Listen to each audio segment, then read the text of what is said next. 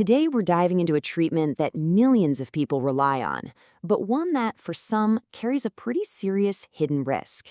This is the really complex and frankly controversial story of antidepressants and their role in bipolar disorder.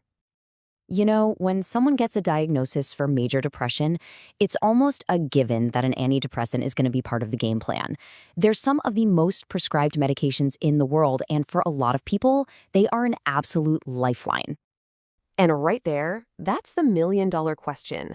What happens when that standard treatment for depression is given to someone whose symptoms are actually the first sign of an undiagnosed bipolar disorder?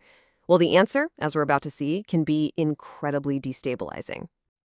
So, where does all this confusion start? It really begins at that very first diagnosis.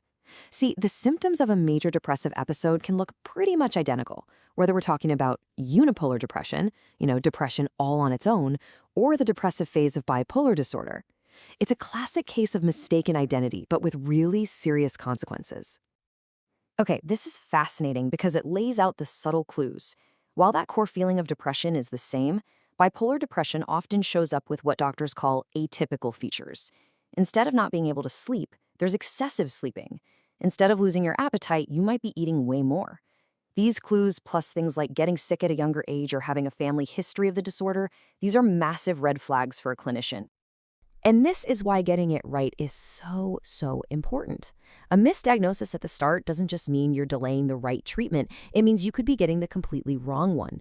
Prescribing an antidepressant all by itself can actually make the illness worse and harder to manage in the long run.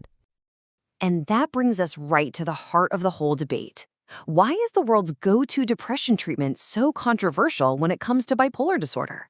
Let's unpack this dilemma. This quote from the research just says it all, doesn't it?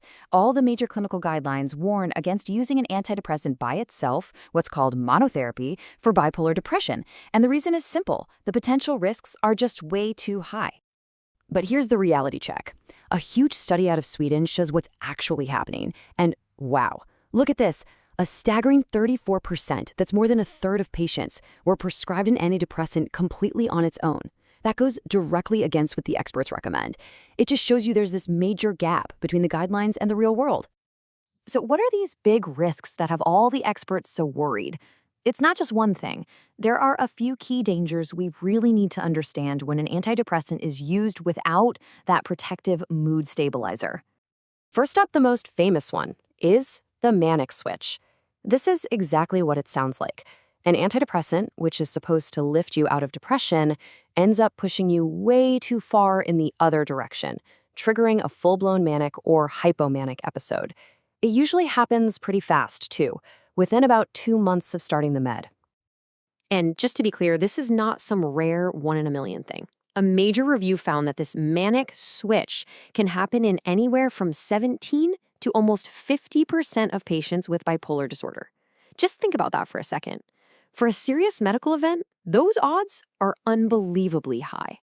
But the risk isn't the same across the board. This chart shows there's a clear hierarchy. The older drugs, the tricyclics, and a class called SNRIs, they carry the highest risk of causing a switch. Newer meds like the common SSRIs and bupropion, they're considered lower risk. But as you can see, the risk is never, ever zero. And it gets even more complicated than just a clean switch into mania. Antidepressants can also trigger or worsen these really dangerous mixed states. That's a terrible combination of depressive misery and manic energy. Or they can actually speed up the illness itself, causing something called rapid cycling, where a person is just bouncing between 4 or more mood episodes in a single year. So, after all that, you're probably thinking, are antidepressants ever an option? And the answer is yes, but only with extreme caution and a very clear safety strategy in place. Okay, it all comes down to this 4-step safety plan. First, and this is the big one, never use an antidepressant alone. It has to be paired with a protective mood stabilizer. Second, you have to consider the patient. The risk seems to be lower in bipolar 2. Third, choose the right tool for the job, a lower risk antidepressant. And finally, you have to monitor for any of those early warning signs of a switch. Now, the really good news is that this whole dilemma might just be a thing of the past one day.